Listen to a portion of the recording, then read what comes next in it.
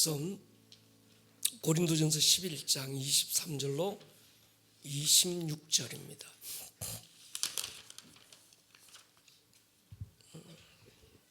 같이 읽겠습니다. 은혜로 목소리와 함께 읽을게요. 같이 읽겠습니다. 시작. 내가 너희에게 전한 것은 주께 받은 것이니 곧 주 예수께서 잡히시던 밤에 떡을 가지사 축사하시고 떼어 이르시되 이것은 너희를 위하는 내 몸이니 이것을 행하여 나를 기념하라 하시고 식후에 또한 그와 같이 잔을 가지시고 이르시되 이 잔은 내 피로 세운 새 언약이니 이것을 행하여 마실 때마다 나를 기념하라 하셨으니 너희가 이 떡을 먹으며 이 잔을 마실 때마다 주의 죽으심을 그가 오실 때까지 전하는 것이니라. 아멘. 할렐루야. 특별히 오늘 이 날을 우리가 굿 프라이데이 성금요일이라고 이름하는 이유가 있습니다. 우리 예수님 십자가 위에서 살을 찢고 피를 쏟아서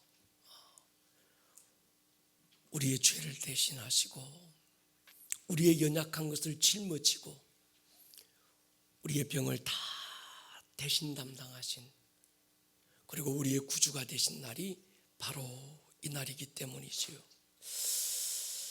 우리 시간으로 아침 9시에 십자가에 못 박히셨다가 6시간 후 오후 3시에 주님은 십자가 위에서 운명하셨습니다. 보통 성경의 시간을 우리가 오늘의 우리 시간으로 환산하려면 거기에다가 6을 더하면 오늘 우리의 시간이 됩니다. 무덤 안에서 이틀을 계시다가 사흘째 되던 날 새벽 주일 아침에 우리 주님 부활하신 거예요. 안식일은 창조주를 기억하는 날입니다. 하나님께서 창세기에 엿새 동안 모든 만물을 창조하시고 7째 날에 쉬신 그날을 기억하면서 안식일을 지켜요. 그래서 토요일 안식일을 지키는 자들은 창조주 하나님을 기억합니다. 주일은 부활의 주님, 구원의 주님을 기억하는 날, 안식의 완성이 되는 날인 거지요. 특별히 우리가 조금 있다가 성찬식을 할 건데 오늘의 이 성찬에는 특별한 기름 부음과 감동이 있을 것입니다.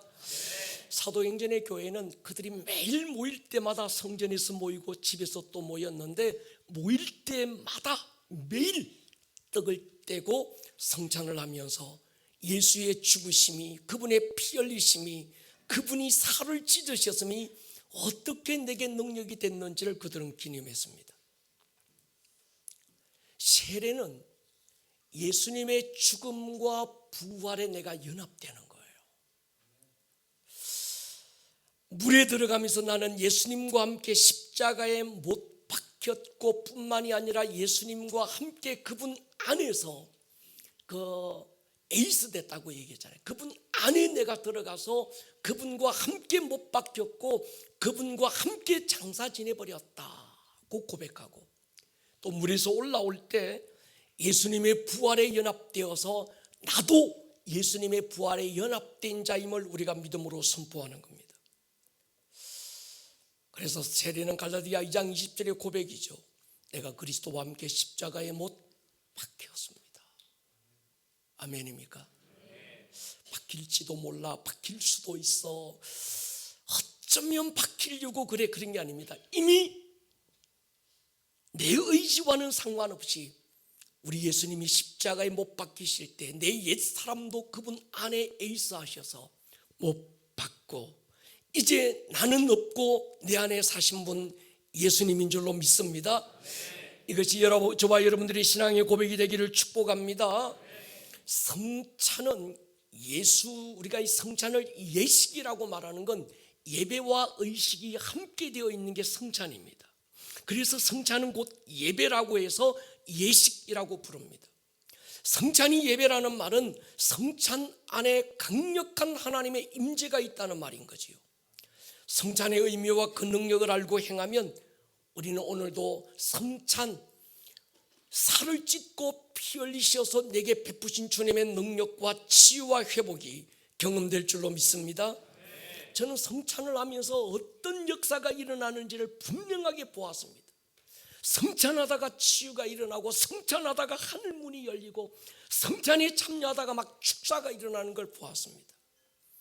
우리가 한국교회 한때 그 경배와 찬양, 하스테반 목사님이 이끌던 한국교회 CCM의 1세대, 아마 연세가 조금 드신 분은 이 경배와 찬양 팀이 한국교회 예배의 개념을 어떻게 바꾸고 예배 갱신을 어떻게 만들었는지를 아실 거예요. 예배가 의식화되고 그저 예배가 어떤 종교화되어 가던 그때, 이 두란노에서, 온누리에서 일어났던 이 경배와 찬양, 이 경배와 찬양의 그 1세대들이 한국교회 이 예배의 문화를, 예배에 대한 어떤 이 모든 그 개념을 다 바꿔놓은 거예요. 그때 일어났던 얘기를 들어보면 참 기가 막힌 일들이 많습니다. 그 비하인드 스토리가 보통 이 경배와 찬양팀이 어느 교회에서 아니면 어느 곳에서 막 집회를 하기 전에 먼저 이 하스데반 선교사님이 모여서 모아있는 스텝들, 어떤 그 함께하는 그 예배 팀들을 모아놓고 제일 먼저 한 일이 성찬을 했대요. 기도하고 말씀 보고 그 성찬을 막 깊이 할 때 이미 그 성찬 속에서 그 스텝들, 예배팀들 안에서 막 치유가 일어나고 축사가 일어나고 어둠의 영들이 막 떠나가고, 그러니까 경배와 찬양 집회 들어가기도 전에 그 성찬 가운데서 하나님의 놀라운 역사들이 막 일어나기 시작한 거예요. 그때부터 풀어진 그 찬양과 경배팀에서 일어난 그 역사들은 어마어마한 거죠. 뿐만이 아니라 제게도 잊을 수 없는 성찬의 그 특별한 사건이 있었습니다. 일전에 우리 교회에 와서 간증했던 탈북민 신년희 전도사의 간증에도 있었지만 2000년도 초반에 탈북자 11명을 오지에 두고 3년 훈련하고 교육하고 있을 때였어요. 추운 겨울 이 아이들을 세례줄 때 어디서는 얼음 깨고 세례줬거든요. 그 추운 겨울 세례줄 때가 어디 있어요. 그래서 얼음 깨고 냇가에 가서 애들을 세례주고, 애들이 올라오고 다음 성찬의 자리에 걸어 나오면 성찬을 쭉, 중국의 그 빵 그 있잖아요. 한국의 카스테라하고는 비교가 안 되는 그 좀 흐물흐물해지는 그 빵 몇 조각 앞에 두고 포도주 몇 잔 두고 우리가 성찬을 하는데, 그 성찬에 이 아이들이 걸어 나오면서 걸어 나오지를 못해서 나오다가 그 자리에서 주저앉고, 나오다가 뒤로 막 넘어지고, 그 아이들 이 탈북자들의 그 안에 남겨져 있는 상처들이 막 오바이트하고 토해내고 엉금엉금 울면서 기어나와서 떡을 떼고 잔을 받고, 그들 안에 일어나는 하나님의 샬롬이, 치유가 어떻게 일어나는지 우리가 본 거예요. 여러분, 성찬 속에 오늘도 그 은혜가 있기를 축복합니다. 성찬을 바로 알고 성찬을 정확하게 알고 우리가 이 성찬에 참여하면 큰 은혜와 능력이 되는데, 잘못하면 덕을 잃어버리게 되는 거예요. 그래서 바울이 성찬에 대한 어떤 성찬식을 하기 전에 이 성찬에 대한 의미, 성찬의 그 능력을 먼저 가르쳐주고 있었습니다. 제 어렸을 때도 그런 실수를 한번 한 적이 있어요. 전에 저희 교회에 와서 저와 함께 10월의 어느 멋진 날에를 듀엣했던 아시아 3대 테너 중에 한 사람 윤석진 교수가 저와 와서 같이 노래를 했는데, 그 친구가, 그 아버지가 저희 시골교회 담임 목사님이고, 그 친구가 그 목사님 그 사남 2남 2녀 가운데 막내였는데 저랑 동갑이었어요. 친구였습니다. 친구하고 둘이서 학수고대하고 기다린 날이 성찬하는 날이었어요. 어렸을 때 아무것도 모르고 누가 가르쳐 준 것도 없고, 그러니까 성찬이 끝나기만을 기다렸다가, 이 친구 집이 사택이니까 사택 북에 가면 성찬 끝나고 난 다음에 빵 부스러기들이 있었어요. 그러면 그거 기다렸다가 검은 봉다리에다가 빵 이것저것 싸가지고 막 도망가서 뒷산에 가서 우리가 빵 맛있게 먹었던, 회개는 했습니다. 근데 그게 성찬에 대한 의미를 가르쳐 주지 않고 뭐 얘기를 안 해주니까 마치 그게 그래도 되는 것처럼 저희들이 실수를 한 거예요. 여러분, 우리가 이 성찬하는 것도 중요하지만 뒤처리하는 걸 가장 은혜롭게 하셔야 합니다. 성찬위원들이 이 남은 건 가능하면 땅에 묻는 게 좋아요. 가끔씩 전에 보면 성찬하고 남은 떡 애들 불러다가 애들한테 입에 다 넣어주고 야 이거 먹으라고 나눠주고, 여러분 그거 별로 덕이 안 됩니다. 동의하십니까? 나무 밑에 파묻든지 아무도 모르게 땅속에 묻어서 이것들이 그냥 남발이 되지 않고 덕이 안 되는 그런 일들은 막아야 되는 거죠. 어떤 분은 유아실에서 아이들이 아무것도 모르고 어른들이 뭐 먹는 거 보니까 지들만 먹고 지는 안 주거든. 그러니까 막 애들 막 자기도 달라고 그러니까 막 떼쓰고 우니까 애들 입에 성찬 받았다가 애들 입에 집어넣어주는 그런 분수 엄마들도 요즘이 없겠지만 옛날에 있었던 것 같아요. 여러분, 우리가 애들에게 가르쳐야 될 걸 잘 가르쳐야 합니다. 잘못해 놓으면요, 애들이니까 사랑하니까 소중하니까 가르쳐야 될 걸 가르쳐 주지 못하면 애도 망하고 어른도 망하는 수가 있어요. 예배 시간에 떠드는 아이 혼낸다고 교사 찾아가서 아이 보는 앞에서 대들고 그런 부모 없기를 축복합니다. 예배 때 아이들이 떠들고 쫓아다니는 거 보기에도 참 좋습니다. 참 이뻐요. 그러나 예배를 방해하고 잘 되는 애를 제가 본 적이 없습니다. 예배가 어떤 것인지 아이들에게 어릴 때부터 가르쳐야 되는 거죠. 성찬이 무엇이라는 걸 아이들에게 바르게 가르쳐야 되는 겁니다. 아이를 사랑하는 것과 아이가 우상이 되는 건 달라요. 이 경계가 없으면요, 사랑하는 것과 우상이 되는 것, 하나님 앞에서 이 경계와 기준과 질서가 없으면 정말 애도 망하고 어른도 망하는 겁니다. 당시에는 아픔이 있더라도 분명한 원칙과 경계를 아이들에게 가르쳐 주기를 축복합니다. 아무리 애가 떼쓰고 뭐 야단을 해도 안 되는 것과 멈추어야 될 것에 대한 경계를 가르쳐 주셔야 돼요. 이 경계 설정을 누가 해야 되는가 하면 아빠가 해야 되는 거예요.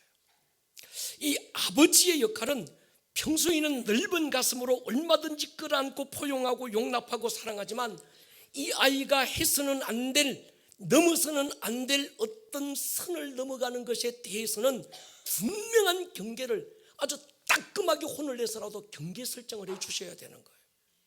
이 경계가 분명한 아이들은 자라서 청년이 되고 어른이 돼서도 경계가 있어요. 근데 어렸을 때 부모가 이 아이가 해야 될 것과 하지 말아야 될 것, 넘어서는 안 될 것과 넘어도 되는 것에 대한 분명한 어떤 그 경계가 이 아이들에게 가르쳐 주지 않으면 이 애가 어른이 돼도요, 경계가 없어요. 막 하는 거예요. 뭘 하지 말아야 되는지, 뭘 해야 되는지 경계 설정이 없는 겁니다. 원칙이 없는 거예요. 모든 게 상황적입니다. 쉽게 탈선해 버려요. 넘어가 버리는 거예요. 엘리 제사장 보십시오. 그 엘리 제사장이 제사장이지만 자기 두 아들에게 넘어야 될 것과 넘지 말아야 될 것에 대한 경계를 가르쳐 주지 않은 거예요. 지새끼 안 사랑스러운 그 부모가 어디 있겠습니까? 근데 엘리 제사장은 그걸 가르쳐 주지 못했다가 자식도 자기도 저주 가운데 놓이고 자기들뿐만이 아니라 이스라엘 모든 민족 공동체가 큰 위기에 빠지는, 경계를 뛰어넘어 버리는, 하나님과 인간 사이에 어떤 거 넘지 말아야 될, 하지 말아야 될 그 분명한 경계를 잃어버리는 거예요. 어떤 기준과 경계를 세워주는 역할은 아버지의 훈계로 이루어져야 합니다. 그러니까 어릴 때부터 애들 이쁘니까 이뻐 그래 뭐든지 해. 그러니까 얘가 막 아무것도 모르고 막 할아버지한테 욕하고 할아버지 뺨 때리고 대들고 이러면 안 되는 거지요. 이거 동의하십니까? 안 되는 것에 대해서는 막 따끔하게 혼내서라도 이건 하면 안 돼. 이건 했었는데 이건 절대 안 되는 거야. 애들이 어릴 때부터 그걸 알고 커야 되는 거예요. 예배도 마찬가지입니다. 아이들에게 예배의 자세, 예배의 태도, 이걸 가르쳐 주셔야 합니다. 그러니까 아빠의 한마디 말이 무게가 있도록 엄마가 옆에서 그걸 도와주셔야 돼요. 할렐루야. 바울이 지금 고린도 교회에 대해서 엄청난 책망을 하고 있습니다. 무슨 책망이냐? 성찬에 대한 책망이에요. 원래 성찬 안에는 치유가 일어나고 살리는 역사가 일어나고 하나님의 강력한 임재가 임하는 것임에도 불구하고 지금 너희 가운데서 이런 현상이 일어나지 않는 이유가 뭔지 아니? 어떤 성찬을 쭉 얘기하면서 결론을 이렇게 던져놓는 거예요. 11장 30절 보십시오. 같이 한번 읽겠습니다. 시작. 그러므로 너희 중에 약한 자와 병든 자가 많고 잠자는 자도 적지 아니하니. 30절. 그러므로 이 말은 뭔가 하면 결론적으로 그 말입니다. 이 한마디가 저를 이번에 굉장히 사로잡았던 한 단어가 이 30절의 말씀입니다. 29절까지 이 성찬은 예수께로부터 내가 받은 것이다. 그리고 예수께로부터 받은 이 성찬을 나도 지금 너희에게 전해준다. 그렇게 말씀하면서 성찬은 이런 거야 라고 얘기하고 이 성찬을 합당치 않게 먹고 마시는 자는 자기의 죄를 먹고 마시는 것이니라 라고 29절까지 쭉 얘기하는 거예요. 자기를 살핀 후에야 성찬에 참여해라. 만약에 이 성찬에 잘못 참여하게 되면 자기의 죄를 먹는 거야. 자기의 죄를 마시는 거야. 29절까지 그 얘기하고 30절에 그러므로 이렇게 얘기해요. 너희 중에 약한 자, 병든 자가 많고 잠자는 자도 많았다. 왜 너희 중에 약한 자가 많은지 아니? 왜 너희 중에 병든 자가 이렇게 많은지 아니? 왜 너희 중에 성찬을 하고 예배는 드리고 믿음 생활을 한다고 하면서도 왜 너희 중에 영적으로 잠든 자들이 이렇게 많은 이유가 뭔지 아니? 그 얘기하는 거예요. 성찬을 잘못했다는 거예요. 반대로 얘기하면 뭘까요? 성찬에 대한 의미를 바르게 알고 성찬에 대해서 바르게 참여하면 약한 자가 없고 병든 자가 없고 잠자는 자들이 깰 줄로 믿습니다. 성찬은 예수님이 육체를 입고 오신 모든 여정을 담고 있습니다. 이사야 53장에서 그가 찔림은 우리의 허물을 대신함이고 그가 상함은 우리의 죄악을 대신함이라. 징계 받으심으로 우리가 근심 걱정 불안 두려움 우울 그가 모든 것 대신 담당하시고 우리에게 평화를 주셨다. 그가 채찍에 맞으시고 우리의 모든 질병을 대신 담당하시고 병으로부터 자유를 선포해 주셨다. 특히 이사야 53장 구약의 복음이라고 말하는 이 말씀을 지금 하고 계시는 겁니다. 그러니까 이 모든 예수님의 공생애를 통해서 이루신 여정이 성찬을 통해서 어제의 사건, 그때 그네들의 사건이 아니고 매일매일 오늘이라고 하는 이 모든 시간 속에 경험이 되면 어떻게 치유가 안 일어나고 어떻게 회복이 안 일어나고 어떻게 잠든 자들이 깨어나지 않겠느냐는 거예요. 오늘 우리가 우리 교회의 이 주제를 다시 바꾸었습니다. 잠자는 자여 깰지어다. 내 영혼아 깰지어다. 어떻게 하면 깨어날까요? 성찬에 키워드가 있다는 거예요. 그것이 성찬입니다. 사도행전의 교회들은 매일 모일 때마다 성찬을 통해서 십자가를 고백하지요. 떡을 떼면서 예수님이 몸을 찢어 영원한 생명의 양식이 되어주신 것, 그분이 피를 쏟아 내 죄를 대신하신 것, 그들은 고백합니다. 근데 사실은 예수님이 육을 입고 오셔서 이루신 십자가의 고난, 그리고 모든 공생의 전체가 압축된 것이 바로 이 성찬입니다. 우리가 성찬의 근본적인 의미와 은혜를 알고 참여하면 이 성찬 속에는 예수님이 육체를 입고 오셔서 공생애 동안에 이루신 모든 사건과 일들이 오늘의 사건이 되고 나의 사건이 되어서 경험이 될 줄로 믿습니다. 그 일을 하시는 분이 성령님의 역사인 거죠. 그래서 성찬은 기도면서 성찬은 예배이고 성찬은 예배이면서 또한 믿음의 선포인 거지요. 성찬은 예수님의 십자가 은혜에 대한 거룩한 믿음의 함성인 겁니다. 여러분, 오늘 우리가 이 밤에 특별한 이 주님의 고난의 날, 십자가의 날, 성금요일에 우리가 이 성찬은 그때의 사건이 아니라 오늘의 사건이 되고 오늘 저와 여러분들 안에 이미 이루어진 경험이 되기를 축복합니다. 출애굽 당시 하나님의 모든 관심은 한 곳에 있었습니다. 애굽의 금은 보화에 하나님의 관심이 없었습니다. 이집트 최고의 발달된 문화에 아무 관심이 없었습니다. 고관대작 그들의 탁월함에도 관심이 없었습니다. 하나님은 한 곳에만 관심이 있어서요. 내가 피를 볼 때 넘어갈 거야. 아멘입니까? 오직 문설주에 발린 어린 양의 피, 어린 양의 희생에 하나님의 관심이 집중되어 있어서요. 이유는요, 양의 피가 대단한 능력이 있거나 양의 피가 무슨 특별함이 있는 건 아니었습니다. 그 어린 양의 피가 먼 훗날 이 땅에 보내실 당신의 독생자의 죽음과 십자가를 예표하고 있었기 때문입니다.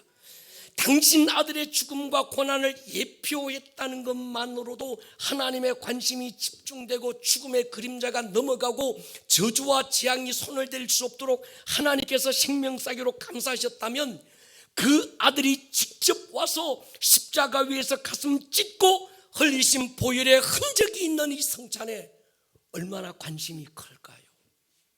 아멘입니까? 성찬은 하나님의 눈과 마음이 집중된 관심인 줄로 믿습니다. 성찬은 십자가의 현재성이고 성찬은 십자가의 그 능력입니다. 성찬은 단순한 십자가의 은혜를 추억하는 과거적인 사건이 아닙니다. 십자가의 사건이 오늘의 사건이고 나의 사건이고 내 안에 이미 이루어진 경험임을 선포하는 것입니다. 이제 우리가 잠시 후에 준비된 성찬에 참여하게 될 텐데 오늘의 성찬이 예배가 되고 능력이 되고 여러분에게 묻고 있는 모든 결박과 사슬이 풀어지는 능력이 되기를 축복합니다. 십자가의 임재적 성찬, 오늘의 성찬이 되기를 축복합니다. 보통 우리 천주교에서는 화채설이라는 걸 주장해요. 떡과 반을 받을 때 그 떡과 반이 이 떡과 잔이 그 신부의 손에서부터 주어지는 순간에 그 떡과 그 포도주가 진짜 예수님의 살로 변하고 피로 변한다. 그걸 화채설이라고 얘기합니다. 아니지요. 잘못된 주장이죠. 무슨 이유로 이런 주장을 했는가 하면 당시 교부들이 성찬을 하면서 성찬을 진행하는데 교부들에게 의해서 성찬을 받는 순간에 어떤 십자가의 그 능력이 사람들 속에서 막 일어나기 시작한 거예요. 잔을 받는데 막 그 잔 받는 속에서 하나님의 강력한 임재가 막 나타나니까 사람들은 뭐라고 생각해요? 야, 이게 진짜 예수님의 살이 되고 예수님의 피로 변해버렸구나, 이렇게 생각하고 착각할 정도로 그 성찬 속에 강력한 역사가 일어났던 거예요. 그러니까 여러분, 우리 기독교는 이 화채설을 인정하지 않습니다. 기독교는 기념설을 인정합니다. 저도 그렇습니다. 그러나 그렇다고 성찬에 담긴 임재와 그 능력이 과거에 일어난 십자가에 대한 추억이나 기념 정도의 의식은 아니라는 거예요. 이해가 되면 아멘 하십시다. 성찬에서 떡을 받고 잔을 받을 때 그 떡과 포도주가 예수님의 살이 되고 피로 변하는 건 아니지만 그 성찬에 임할 하나님의 임재와 능력까지 부인하면 안 되는 것입니다.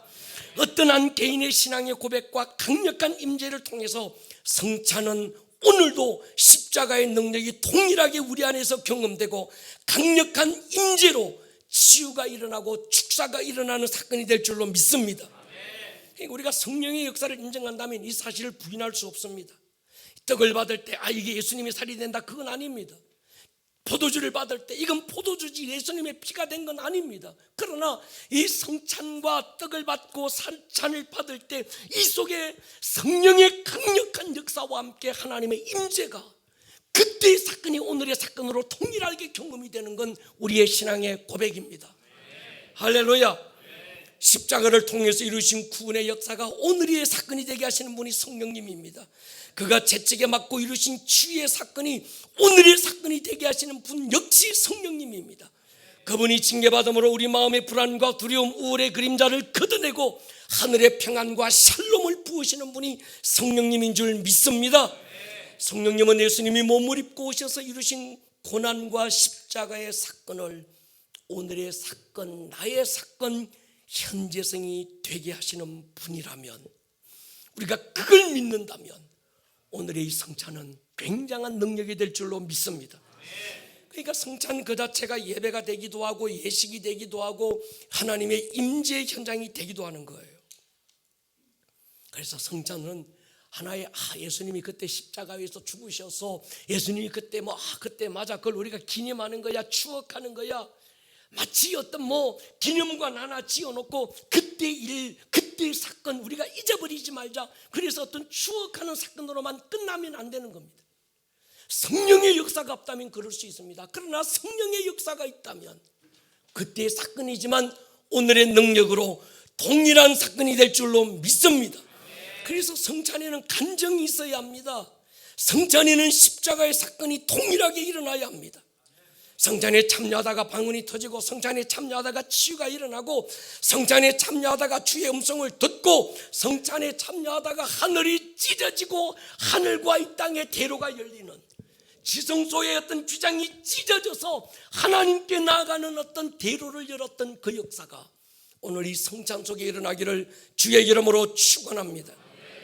포도주를 받으면서 우리는 날 위해 쏟으신 예수님의 피에 동참했다고 고백하죠. 피는 생명을 뜻합니다. 그래서 성경에 보면 피채 먹지 마라, 이 말은 뭔가 하면 피에는 생명이 있기 때문입니다. 여러분, 이사야 53장 3절로 6절, 우리 이 부분은 굉장히 중요하니까 우리 다시 한 번 더 보면 좋겠어요. 이사야 53장 보십시오. 그는 멸시를 받아 사람들에게 버림받았으며 간고를 많이 겪었으며 질고를 하는 자라. 마치 사람들이 그에게서 얼굴을 가리는 것 같이 멸시를 당하였고 우리도 그를 귀히 여기지 아니하였도다. 그는 실로 우리의 질고를 지고 우리의 슬픔을 당하였거늘 우리는 생각하기를 그는 징벌을 받아 하나님께 맞으며 고난을 당한다였노라. 그가 찔림은 우리의 허물 때문이요, 믿습니까? 그가 상함은 우리의 죄악 때문이라. 그가 징계받음으로 우리가 평화를 누리고, 아멘입니까? 그가 채찍에 맞음으로 우리는 나음을 받았도다. 오늘 십자가의 그 사건, 말씀이 육신을 입고 오셔서 이루신 그 사건, 오늘의 이 말씀의 사건이 동일한 이 현장에도 경험될 줄로 믿습니다. 우리는 다 양 같아서 그릇 행하여 각기 제 길로 갔지만 여호와께서는 우리 모두의 죄악을 그에게 담당시키셨도다. 우리가 이 부분을 인정한다면 예수님을 인정하지 않을 수 없고, 예수님의 그 십자가의 사건이 오늘의 사건임을 인정하지 않을 수 없는 거죠. 특히 3절에 보면요, 그는 멸시를 받아 사람들에게 버림받았으며 간고를 많이 겪었으며 질고를 아는 자라. 마치 사람들이 그에게서 얼굴을 가리는 것 같이 멸시를 당하였고 우리도 그를 귀히 여기지 않았다. 이 부분이 구약에 예언된 십자가 복음의 핵심인데, 예수님이 살을 찢고, 그래서 우리가 오늘 떡을 받을 때, 떡을 뗄 때 그 떡을 땜으로 우리에게 이루어진 그 사건을 지금 여기서 설명하는 거예요.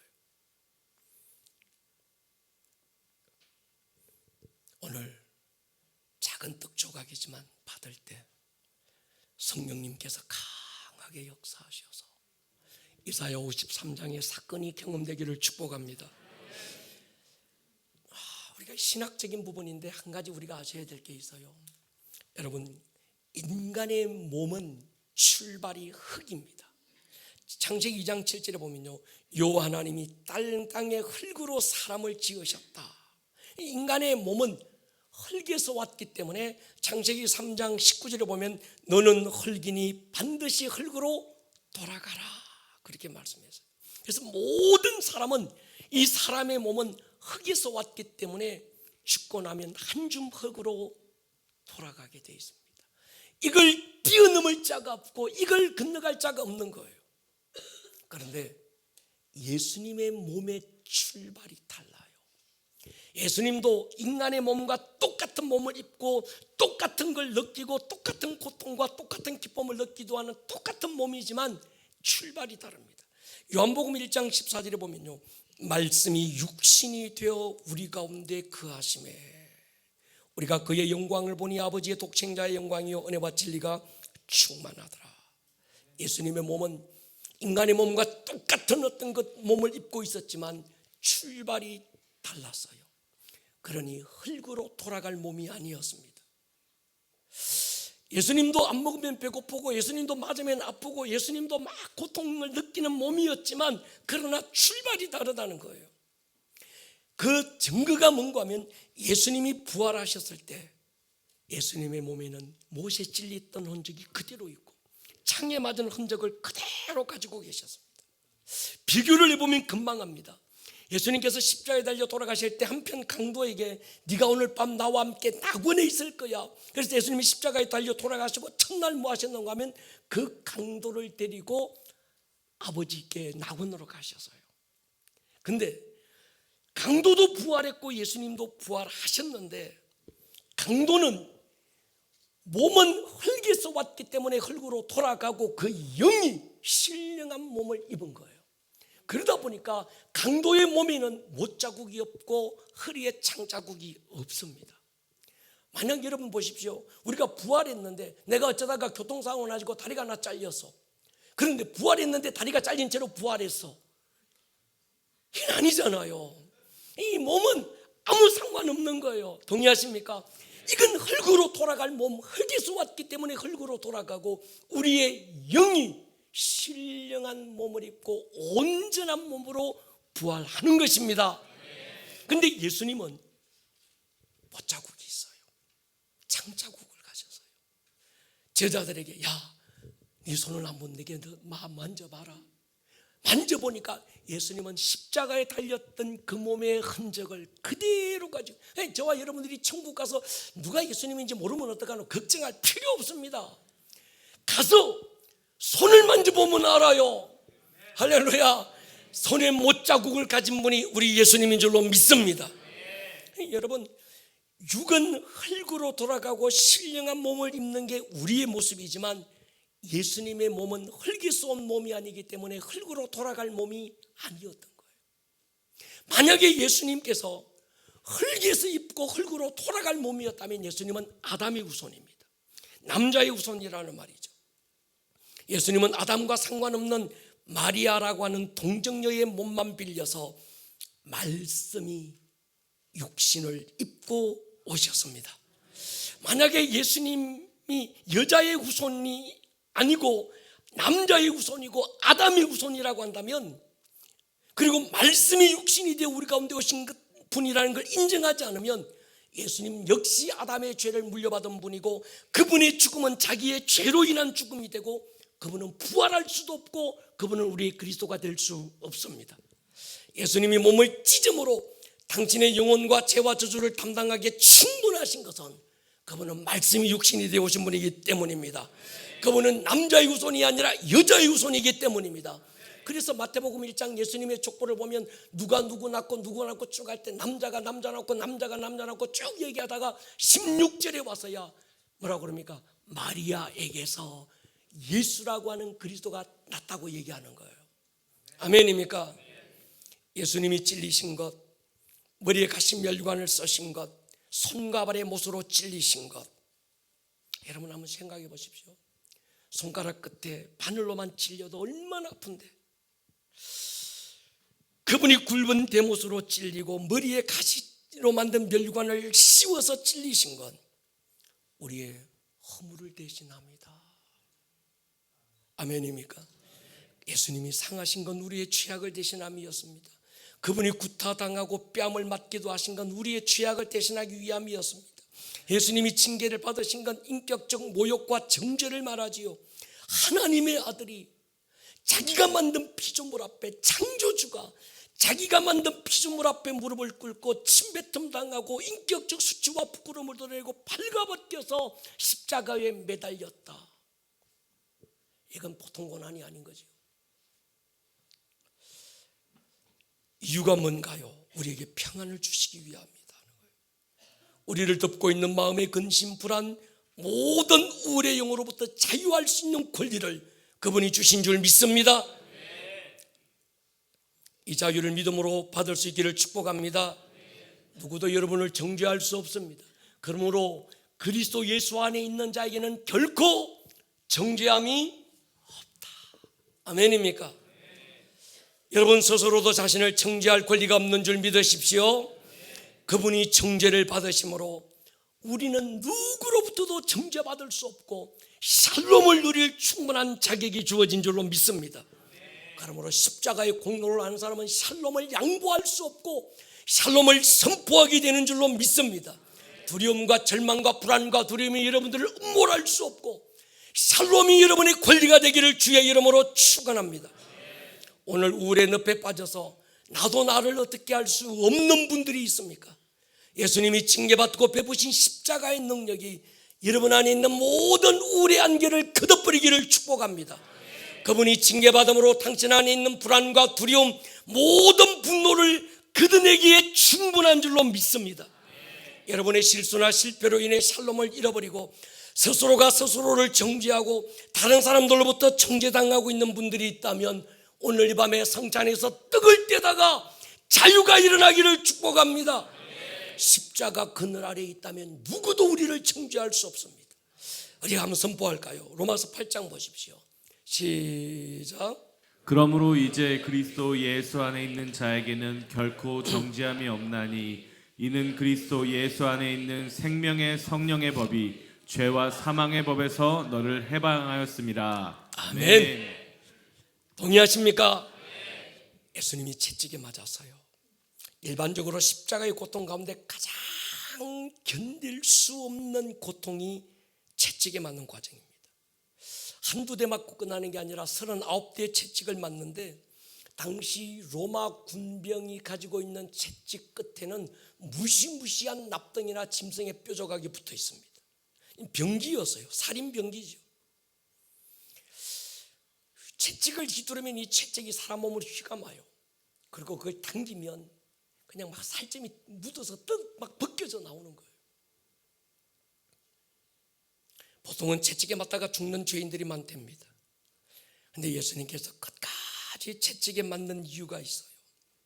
예수님의 순환 그 영화를 보면 이 영화 처음 나왔을 때 저도 성도들과 함께 그 영화를 보러 갔는데 다른 건 그래도 채찍에 맞는 과정이 너무 리얼하게 나오니까 이게 막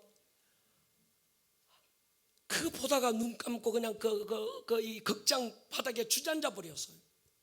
빨리 지나갔으면 좋겠다. 예. 근데 주님 쓰러졌다가 또 일어나서 또 맞고 쓰러졌다가 일어나서 또 맞고 로마 군병들이 뭐라고 그러면서 막 그 개기름 막 흐르는 어떤 그 얼굴로 막 그 뭐라고 소리치는 어떤 그거 뭔가 숫자를 세는 겁니다. 라틴어로. 안 일어났으면 좋겠다 싶은데 또 일어나는 거예요. 좀 그만 일어나시지 싶은데 또 일어나시. 왜 그렇게 맞으셨을까? 우리 육체의 질병의 고통으로부터 자유케 하라는 거예요. 그래서 로마서 8장 17절 같이 읽겠습니다. 시작. 새 포도주를 이는 선지자 이사야를 통하여 하신 말씀에 우리의 연약한 것을 친히 담당하고 병을 짊어지셨도다함을 이루려 하심이더라. 베드로전서 2장 24절 보십시오. 같이 읽을게요. 시작. 친히 나무에 달려 그 몸으로 우리 죄를 담당하셨으니 이는 우리로 죄에 대하여 죽고 의에 대하여 살게 하려 하심이라. 그가 채찍에 맞음으로 너희는 나음을 얻었나니. 아멘입니까? 오늘 십자가의 사건이 저와 여러분의 사건이 되기를 축복합니다. 채찍에 맞음으로 너희는 나음을 얻었다. 얻을 것이다가 아닙니다. 얻을지도 몰라도 아닙니다. 이미 얻었다. 믿음으로 받기를 축복합니다. 여러분, 이사야 53장 이 말씀 전부가 떡에 대한 말씀이에요. 예수님의 살을 찢고 우리에게 베푸신 떡에 대한 얘기죠. 오늘 우리가 떡을 받을 때 몸을 입고 오셔서 이루신 이 은혜가 당신의 몫이 되고 실제가 되고 경험이 되기를 축복합니다. 우리는 말씀을 연구하는 자가 아닙니다. 말씀 중심 말씀 공부하는 자가 아닙니다. 말씀 중심은 말씀이 오늘도 동일하게 내 안에 실제가 되는 경험을 하는 것입니다. 할렐루야. 우리가 말씀을 읽지만 내가 말씀 몇 번 읽었다 자랑이 되는 것도 아닙니다. 정말 말씀을 우리가 믿음으로 받는 건 그 말씀이 내게 이루어지기를 소원하는 거예요. 저는 말씀의 실제를 믿는 목사입니다. 손을 얹은즉 나으리라 그 말씀 붙들고 나는 믿음으로 손 얹었고 기도했으니 나았을 거야. 아픕니까? 물으면 아프대. 나는 나았다고 믿어요. 동의하십니까? 그가 징계받음으로 너의 모든 우울과 근심과 절망과 모든 공황장애로부터 자유해라 선포하셨다면 오늘 그 말씀의 능력이 저와 여러분들에게 이루어진 경험으로 고집하는 저와 여러분들에게를 축복합니다. 여러분, 치유도 세 가지 치유가 있습니다. 은사를 받은 자를 통한 치유가 있고, 또 하나 믿음의 결과로서 우리 예수님 채찍에 맞고 우리에게 치유의 은혜를 베푸신 것에 대한 그 말씀을 믿는 믿음의 결과로 일어나는 치유도 있고, 믿음의 기도는 병든 자를 일으킨다 할 때 기도의 응답으로서의 치유도 있습니다. 근데 제가 지금까지 보니까 가장 강력한 치유의 역사는 믿음의 결과입니다. 신유의 은사를 받은 자에서 병고침 받은 사람은 자기의 권리가 아니라 남의 권리로 치유받았기 때문에 또 아플 수 있어요. 기도하여 응답받은 치유도 귀하지만 그러나 그건 또 아플 수 있습니다. 그러나 믿음의 결과, 우리 예수님 채찍에 맞고 너는 모든 병으로부터 내가 자유케 했다, 주께서 약속하신 그 약속이 내게 믿음이 되고, 마가복음 16장에 믿는 자에게 이런 표적이 따르니 내 이름으로 귀신 쫓고 병든 자에게 손을 얹은 적 나을 것이다, 그 말씀을 믿는 믿음이 우리 안에 권리가 되면 두고두고 치유의 능력이 될 줄로 믿습니다. 예수님이 십자가에 달려 돌아가실 때 두 가지 사건이 일어납니다. 하나는 성소 휘장이 찢어져서 둘이 되고, 또 하나는 잠자는 자들이 많이 일어났다, 이렇게 기록됩니다. 성소 휘장이 찢어졌다는 건 하나님과 우리 사이에 가로막고 있던 죄담이 무너지고 하나님께 나아갈 수 있는 대로가 열렸다는 거예요. 자든 성도가 몸이 많이 일어났다는 건 부활이 아니라 치유를 말하는 겁니다. 죽을 병에 걸려서 잠깐 죽음을 경험했던 사람들이 예수님께서 몸을 찢고 다 이루었다 선포하는 순간에 그들이 치유의 능력이 경험된 것입니다. 그러니까 여러분, 우리 예수님께서 성소 휘장이 찢어졌다는 건 구원을 말하고 죄로부터 자유를 말하고, 그 다음에 자든 성도들이 일어났다, 이 치유는 모든 병으로부터 자유할 권리가 저와 여러분들의 믿음 안에 주어진 권리임을 믿음으로 받기를 축복합니다. 오늘 성찬을 통하여 이 믿음의 결과가 경험되기를 축복합니다.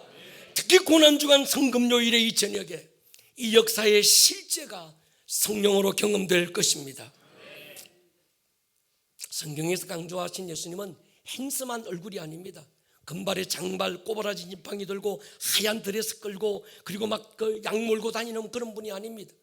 성화에 그려진 예수님의 모습 초성화에 속지 마십시오. 이사야 53장 2절 3절에 보면요, 그는 주 앞에서 자라나기를 연한 순 같고 마른 땅에서 나온 뿌리 같아서 고운 모양도 없고 풍채도 없은즉 우리가 보기에 흠모할 만한 아름다운 것이 없도다. 그는 멸시를 받아 사람들에게 버림받았으며 간고를 많이 겪었으며 질고를 아는 자라. 마치 사람들이 그에게서 얼굴을 가리는 것 같이 멸시를 당하였고 우리도 그를 귀히 여기지 않았다. 예수님은 고운 모양이 없었대요. 금발에 장발에 훈남이 아니라는 거예요. 그래서 스타가 돼가지고 많은 사람들 막 대중의 인기를 몰고 다니고 박수받고 스포트라이트를 받는 그런 분이 아니라는 거예요. 그는 마른 땅에 나온 뿌리 같다, 줄기 같다. 뭡니까? 말라 비틀어졌다는 거예요. 그게 무슨 뭐 기름진 게 없었다는 얘기입니다. 풍채도 없었다. 흠모할 만한 아름다운 것이 없었다. 성경 어디에 예수님이 양쪽이 끌어안고 금발에 막 얼굴이 막 훈남처럼 그려진 예수님이 어디 있습니까? 속지 않을 수 있기를 축복합니다. 우리 성경에 나온 예수님, 그분은요 인기 스타가 돼서 대중의 박수받고 그러고 오실 분이 아니었습니다. 차라리 그가 상하고 징계받고 채찍에 맞아 온몸이 걸레처럼 찢어져도 우리의 모든 질병을 대신하고 싶고 우리의 모든 어떤 그 마음의 어떤 근심, 걱정, 불안, 두려움을 대신 그가 담당하고 싶고, 할렐루야, 그런 분으로 오셨다는 얘기입니다. 요한복음 19장 34절 보십시오. 그중 한 군인이 창으로 옆구리를 찌르니 곧 물과 피와 물이 나오더라. 예수님의 죽음을 확인하는 과정에서 어떤 한 군병이 아래에서 그 예수님의 허리를 팍 찌르니까 이게 아래에서 찔렀으니까 위로 올라갈 거 아니에요. 옆구리에서부터 이 심장까지 막 관통해 버린 거예요. 물과 피가 쏟아졌다. 피만 쏟은 게 아니라 물이 쏟아졌다는 건 이미 죽었다는 거예요.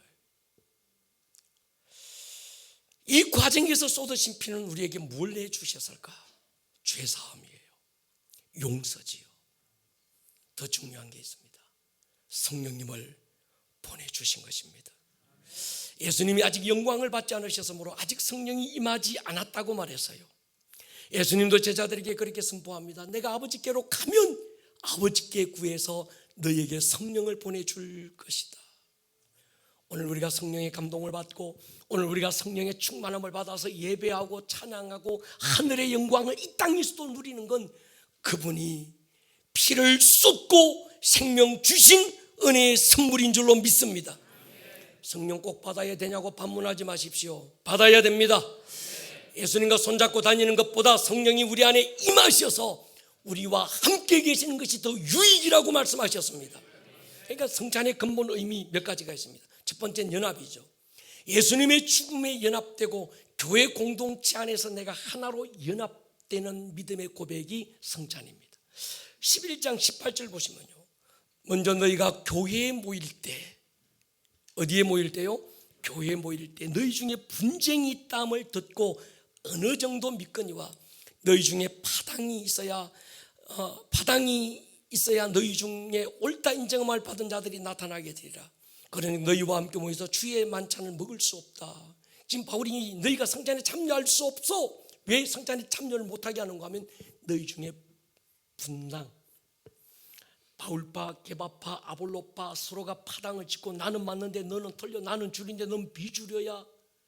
그래서 서로가 서로를 정죄하고 서로를 막 얕보고 깜보고 무시하고 정죄하고 하나가 되지 못한 거예요. 그 상태로는 성찬에 참여하지 말라는 거예요. 우리가 구원받고 거듭나는 순간에 우리는 개인이 아니라 예수님이 머리가 되고 우리는 지체로서 한 공동체를 이루었습니다. 성찬은 우리가 한 몸 공동체임을 선포하는 거예요. 동의하십니까?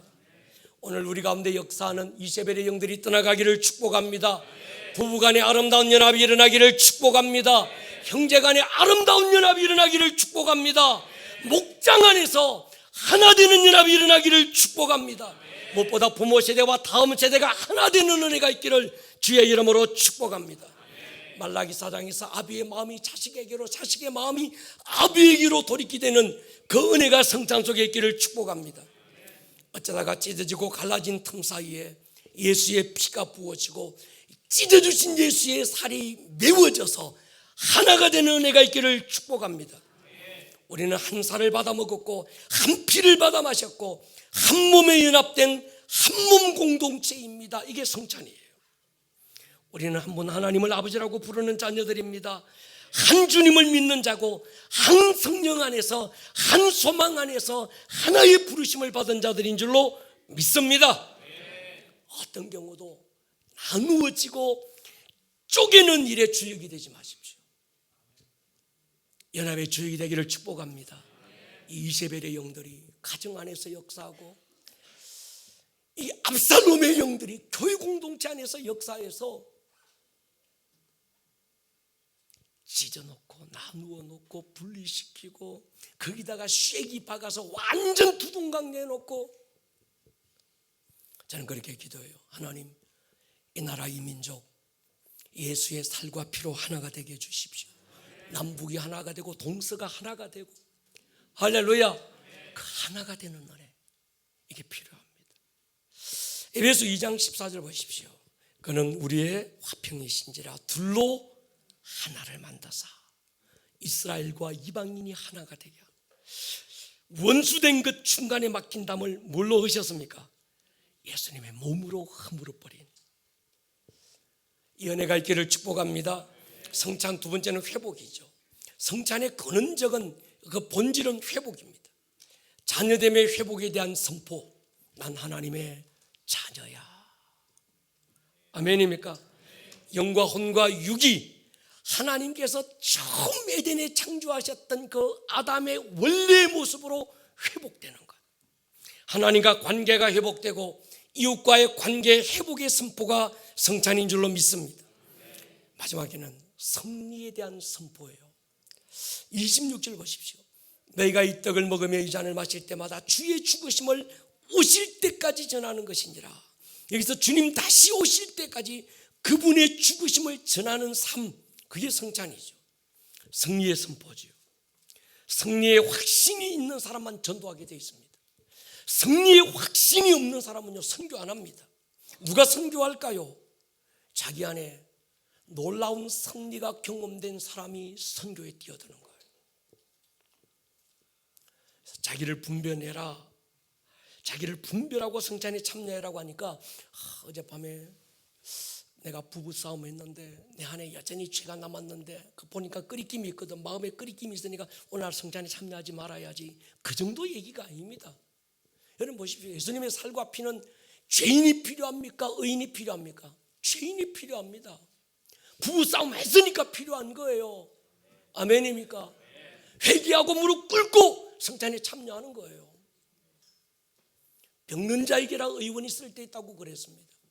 병들지 않았다면 의원이 필요 없다는 거예요. 그래서 예수님은 나는 죄인을 부르러 왔고 불러서 회개시키려고 왔다는 거예요. 아멘입니까?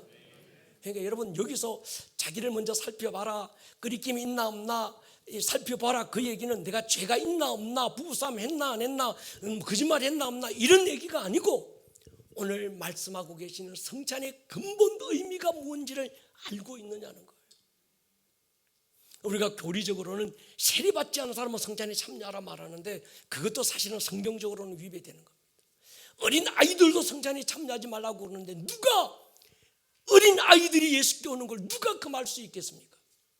근데 어린 아이들에게 조심을 시키는 건 뭔가 하면 이 애들은 성찬의 의미를 모르는 거예요. 그냥 야, 이 떡인가 보다, 이 엄마 아빠들 지들만 맛있는 거 먹고 나는 안 주나 보다, 나도 얻어먹어야지 이래가지고 참여하게 되면 이건 문제가 온다는 거예요. 그래서 이 애들은 얘들아 자나, 정말 이 아이들 중에서 어린 애들, 아직 십자가의 은혜가 뭔지 모르고 십자가의 사랑이 뭔지 모르는 아이들은, 성찬의 의미가 모르는 애들은 성찬위원들이 가지고 가서 이거 주면 안 되는 거예요. 할렐루야. 그러니까 여러분 마음에 끓이김이 없는 사람만 성찬에 참여하라 그러면 대한민국의 성찬에 참여할 자격을 가진 당당한 권리가 될 사람이 누가 있겠어요? 제가 볼 때는 한 명도 없습니다. 그럼 아무도 성찬 참여하지 말아야 돼. 그게 아닙니다. 나는 성찬에 참여, 어젯밤 부부싸움하고 그 사람하고 옆집 사람하고 대판 한 판 싸워가지고 그래 난 마음에 끓이김이 있어서 성찬 참여하는데 보니까 나와 같이 싸우고 머리 찢어졌던 그 사람은 성찬 참여하거든. 그러니까 저 인간은 말이야 어떻고 저떻고 또 막 정죄까지 하게 돼. 그게 아닙니다.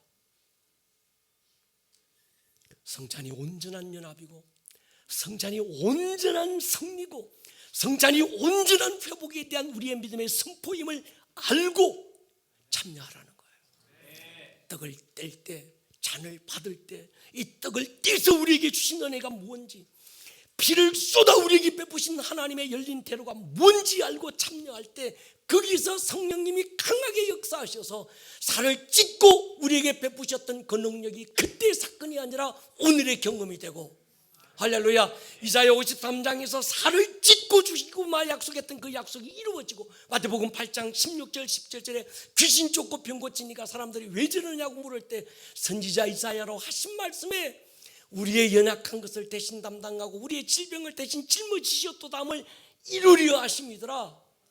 오늘 그 이름의 역사가 우리 안에 성령으로 경험되기를 축복합니다. 저는 그런 확신이 있습니다. 오늘 이 성찬은 우리가 매월 첫 주에 성찬에 참여하게 되겠지만 특별히 오늘 이 밤에 기도하면서 준비한 감동이 있어요. 우리 안에 여러 가지 나도 나를 어떻게 할 수 없는 우울함,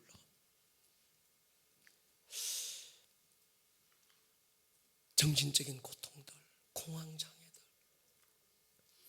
알 수 없는 분노, 이 분노가 왜 일어나는지 모르겠어.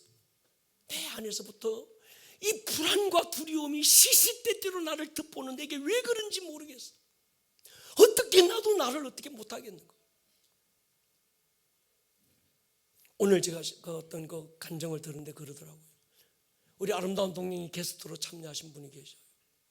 동행 참여하기 3주 전에 병원에 갔는데 간 수치가 어마어마하게 뛰어올라서 두려움에 빠졌어요. 동행 3주 참석하고 정상으로 돌아와 버렸습니다. 그분이 막 간증을 하고 너무 행복해한다고. 오늘 이 밤에 여러분 살과 피, 예수님의 십자가의 죽음이 성령으로 우리 안에 경험되는 밤이 되기를 주의 이름으로 축원합니다. 머리를 한번 숙여 보십시다.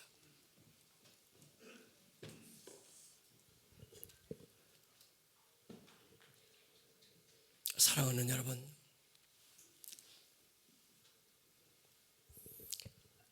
우리 성찬위원들 잠깐 나와서 준비해 주시고 우리 시간 한번 기도했으면 좋겠습니다. 기도하기 전에 찬양으로 우리가 좀 더 깊이 하나님께 한번 나아가는 시간이 되기를 기도합니다.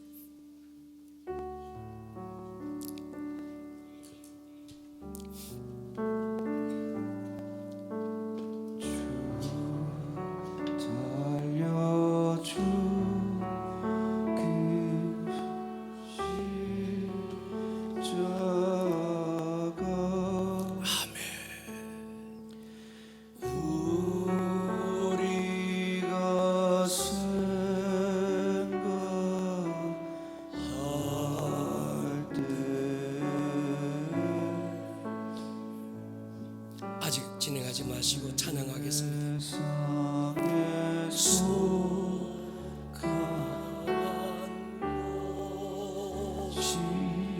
오늘 거룩함을 입기를 축복합니다.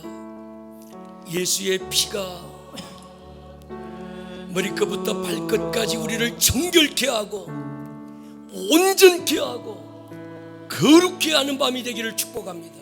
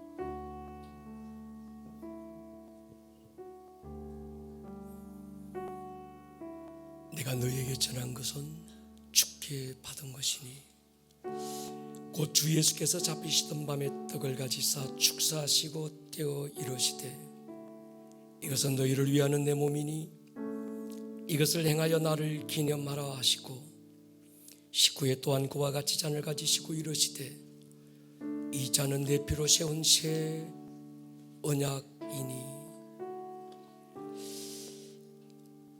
이것을 행하여 마실 때마다 나를 기념하라 하셨으니 너희가 이 떡을 먹으며 이 잔을 마실 때마다 주의 죽으심을 그가 오실 때까지 전하는 것이니라.